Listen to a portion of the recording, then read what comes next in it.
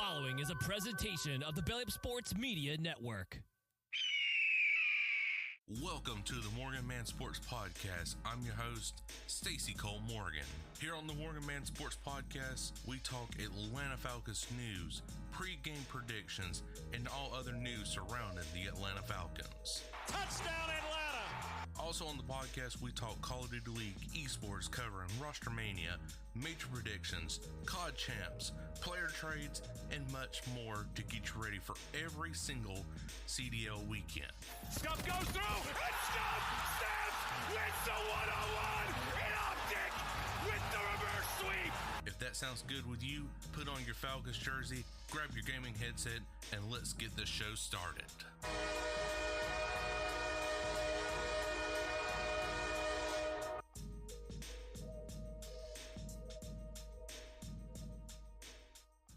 What is going on, you guys? I'm your host, Stacy Morgan, and you are listening to the Morgan Man Sports Podcast here on Spotify, Apple Podcasts, and on the Belly Up Sports YouTube page. Ladies and gentlemen, today we are talking about the Atlanta Falcons taking on the Minnesota Vikings on NBC primetime this Sunday Night Football. And guys, let me tell you, this is already a must-win game for the Atlanta Falcons. And it's desperation time already because there is so much talent on this Falcons roster that this team should honestly go undefeated this season. But that's not the case already because we already got one loss under our belt. And the worst part of it all is it was division rivals at the Tampa Bay Buccaneers. Definitely got to step things up, but let's go ahead and get straight into things, ladies and gentlemen. Talking about this past Sunday's game against the Tampa Bay Buccaneers. So, final score was 23-20. Bucs win in Atlanta, putting the Atlanta Falcons now at the bottom of the division with, an 0-1 start. And the Bucs are 1-0 in the division against the Falcons, of course. Now, of course, the Saints and Panthers lost, but it wasn't a division loss. It was just a loss in general. One was a non-conference for the Panthers, the Panthers go up against the Jags. And then the Saints lost against the Cardinals, so that was a conference loss, but, wasn't division. So that hurts the Atlanta Falcons a lot right there. So So from the start of things, the opening series for the Atlanta Falcons was phenomenal. 3 plays, and then Bijan gets connected from Michael Penix Jr. on a 50-yard touchdown pass. It was beautiful. You're thinking, okay, wow, the Falcons are here to play, and they're not messing around, none whatsoever. Then is the Bucs opening drive. Is a very quick 3 and out. But I've noticed a difference, I wouldn't say a difference. I would say notice the same pattern that always gets the Atlanta Falcons. The defense is staying out on the field way too long, more than what it needs to be. So what I mean by that is, of course, the offense, they're part of this.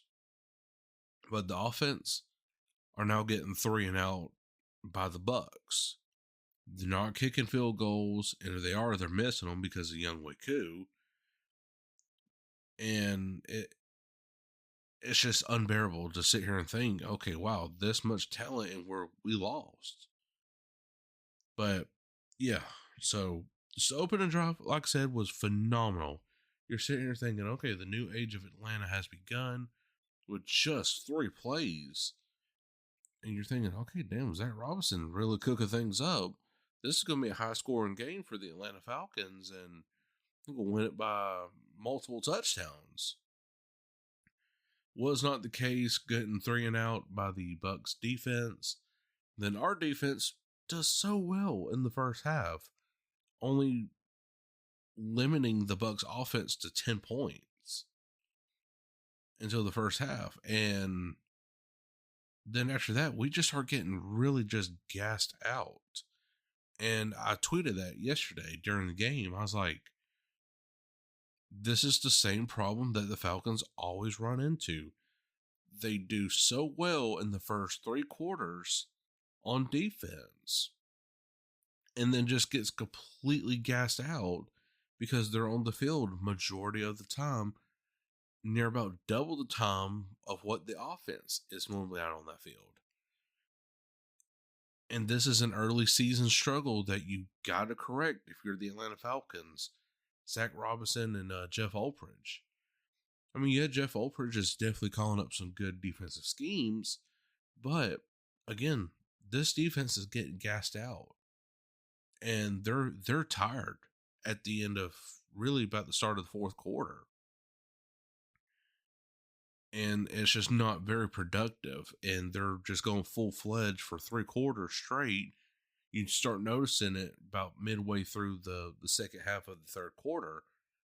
And then fourth quarter, it's just like open man coverage. You get lucky to get a pick, so be it. We'll move you on, but that needs to change. Jeff Ulbridge really just needs to pace these guys. Pace them throughout the entire game. Yes, if you want to have a very dominant opening defensive drive, by all means do so, because that shows your aggression, your dominance over the other team. That's my phone going off if you hear it. But yes, show the aggression. Show where you are like, okay, this is the Falcons defense, and we're here to intercept this ball or get to the quarterback. And by the way, did not get to the quarterback, none whatsoever. There was maybe 2 pressures on Baker Mayfield, but 0 sacks. So, obviously, right, and I know I'm over-exaggerating. It is the week 1 of the regular season, okay? I get it.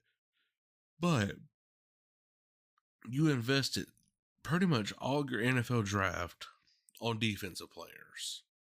You bring back Jeff Ulbridge, who had a top 10 defense with the New York Jets before he became interim head coach. You had that. And this is the results week 1. So I want to be mad and say, look, this team just this, and this, but I'm trying to stay positive as much as I can. Again, it's week 1. It's like an extended preseason. You just got to work some kinks out, but then if them kinks don't work themselves out, ladies and gentlemen, we might be looking at a new head coach again, and possibly GM.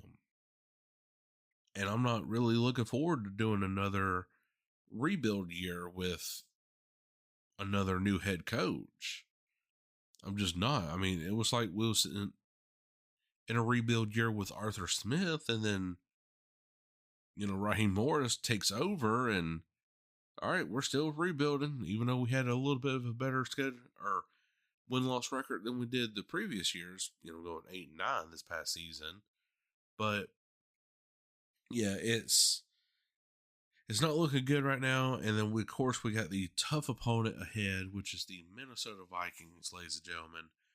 Now, I don't have no overall team stats. All I've got is pretty much game odds from Vegas right here, and I'm just giving my overall opinion. So, yes, the Atlanta Falcons do head up to Minnesota Bank, US Bank in Minnesota to take on the Minnesota Vikings this Sunday Night Football on September 14th at 8:20 p.m. Eastern. And it's going to be an electric crowd. It really is. J.J. McCarthy, has had already his start against the Bears. I don't know the victory or loss over that one right there, but I do know J.J. McCarthy is the starting QB as we speak on this September 8th, this Monday at 4:04 p.m. Eastern. So, again, the Vikings were good last year. They really were, but they had Sam Darnold, a veteran quarterback who knows how to sling the ball. Now you got J.J. McCarthy, who hasn't even played pretty much a snap in the NFL. Is he going to light up the Bears? again, I'm speaking, future tense where I'm recording at now, but past tense from the day of this upload. Is he going to light up the Falcons this Sunday? These are all questions that needs to be answered, ladies and gentlemen. And honestly, I hope JJ McCarthy balls out, because he definitely missed last season and he deserves to, have a good numbered game, but not against the Falcons right now. But let's go ahead and get into the game odds stats right here. The spread did open up as a -5.5 for the Minnesota Vikings, but it's now dropped to a -4.5 with the public bet sitting at 74%. Moneyline is for -215 with a 95% public bet on the Minnesota Vikings, plus 177 on the current with a 5% public bet for the Atlanta Falcons. And total over and under, ladies and gentlemen, is 45.5. People are taking the under at a 45.5 at a 95% public bet. And like I said, I do not have any team stats overall, because week 1 has technically not concluded just yet, because the Bears and the Vikings still got to play things out on Monday Night Football. But of course, like I said, that's going to be gone by now. But of course, next week with official stats in of like who's placed in what rank, etc., we will definitely get to know. So guys, me being a Falcons podcast right here, of course, I'm always biased. I choose the Atlanta Falcons. I'm going to say this one is a 30-27 victory right here for the Atlanta Falcons. I think Younghoe Koo might have had improved with his field goal kicking capabilities. Who knows? I'm hoping so, because Raheem, I'm pretty sure, is preaching that in practice starting today. That, hey, Koo, you got to make them kicks, man, because if you're not, you're off the team. And I'm not sitting here calling for Koo's job by any means, because I want everybody to be employed. But at the same time, if you're not going to make them kind of field goals that you're normally capable of making at 40 yards, then, yeah, it might be time to look for a new path forward for the Atlanta Falcons at the kicker position. So, guys, what do you think? Do you think 30-27 Falcons win is a realistic score? Or do you think the Falcons can pull off an upset or get totally destroyed this Sunday? That would be a question I would like for you guys to answer here on Spotify, and it's definitely on the YouTube Belly Up Sports page. But guys, I sure hope you did enjoy it. If you did, make sure to like button wherever you are listening from, iHeartRadio, Spotify, and Apple Podcasts. But until then, ladies and gentlemen, I'm Morgan. We'll catch you all later. Peace. Thank you for listening to this Belly Up Sports Podcast Network product. Some said we go belly up, so we made it our name, and we're still here.